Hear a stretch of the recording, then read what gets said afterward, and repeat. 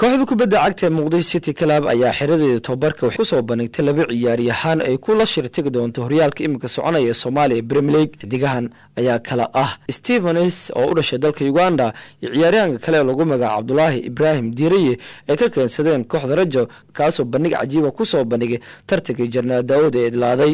ugu horeen madasha ciyaartooyda lagu soo bandhigay waxa ka hadlay gudoomiye ku-xigeenka kooxda kubadda cagta Muqdisho City Club Maxamed Ciise Faarax isagoo ka warbixiyay xidigahan waxyaabaha laga fili karo sidoo kalena kooxda MCC heerka ay gaarsiin karaan. maantay waxaan soo bandhigaynaa saxiixyadooda cusub maadaama koox baahideed ma dhamaato qayb kamid ah baahiyaha kooxda waa inaan daboolno. marka bandhigayno waa saas Stephen oo Ifarka soo dhashay oo daafacyada dambe ka ciyaara dhammaan aniga ka faa'iideysanaya meediyaha taageerayaasha ciyaartooyda waxaan ugu hambaleynayaa in boosaskii ay dareemayeen oo iyagu ay noo soo gudbiyeen inay boosaskaasi cilada ka jirto inaan daboolnay qaybahoodii kala duwanaa. marka bandhigaas ayay ahayd maantay imaadkeena.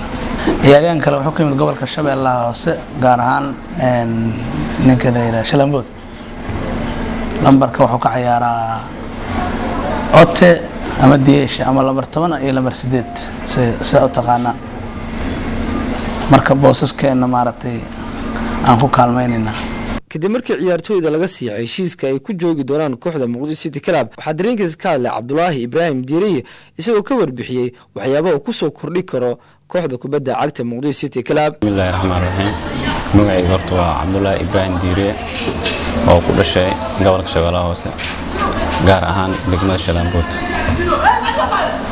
intaan horta naadiga Muqdisho City Club intaan imaanin ka hor waxaan ka tirsanaa naadiga Horseed inkastoo aan garoon u galin laakiin dadku la aalmindeeyo oo ka tirsan oo xiradeeda jooga ahaa maadaama oo Muqdisho City Club oo banoonigayga iyo qaab ahaanteeda ay aragtay oo iga soo waday Horseed oo i keentay Muqdisho City Club oo aan ka mid noqday ciyaartooyda ambaleeyarka oo Muqdisho City Club oo xidigaha jooga oo aniga iga horeeyay oo haddana ku sugan naadiga Muqdisho City Club oo anina aan ka mid noqday. waxaan leeyahay aad ay u mahadsantiin sida maamulka gudoomiyaha Abuukar Maxamed Ciise iyo inta xibno oo ka tirsan maamulka.